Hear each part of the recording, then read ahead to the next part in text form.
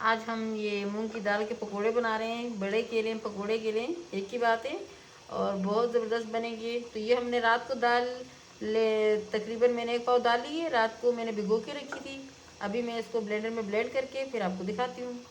देखिए गाइस, इससे मैंने पानी हटा दिए। थोड़ा सा पानी इतना होना चाहिए ताकि ब्लेंडर में आसानी हो ब्लेंड करने में। देखिए गाइस, ये हमने दाल पीस ली और अभी ऐड कर रहे हैं। ये देखिए गाइस, यहाँ पर हमने 3 टेबलस्पून बेसन ऐड किए। ये देखिए गाइस, हमारे मसाले कुछ यूँ हैं। ये हमारे पास 1 टेबलस्पून पिसा कुटा हुआ धनिया है और ये 1 टीस्पून हमारे पास ज़ीरा है, सफ़ेद ज़ीरा, और नमक हस्बे जायका। और ये हमारे पास ½ टीस्पून हमने पिसा हुआ धनिया लिया है और ये ½ टीस्पून हमने यहाँ पर कुटी हुई मिर्च ली है और ये 1 टेबलस्पून हमारे पास मेथी है। बहुत खुशबू आती है, बहुत ज़बरदस्त जायका होता है।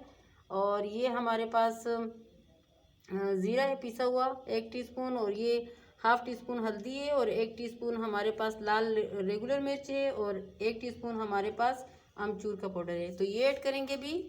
ये देखें, हम मसाले ऐड कर रहे हैं। और यहाँ पर ये हमारे पास 1 अदद प्याज है और धनिया है, ये ऐड कर रहे हैं। यहाँ पर हमने आलू भी ऐड कर दिए। ये देखें गाइस, यहाँ मैंने मीठा सोडा ऐड किया है। ये देखें गाइस, हमने पैन में डाल दिए और अभी थोड़ी देर बाद इसको डिश आउट करेंगे।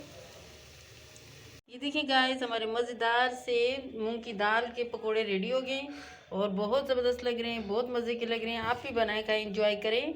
और अगर आपको हमारी आज की रेसिपी अच्छी लगी हो तो हमारे चैनल को लाइक करें, सब्सक्राइब करें और बेल आइकन दबाना नहीं भूलिएगा। Thank you.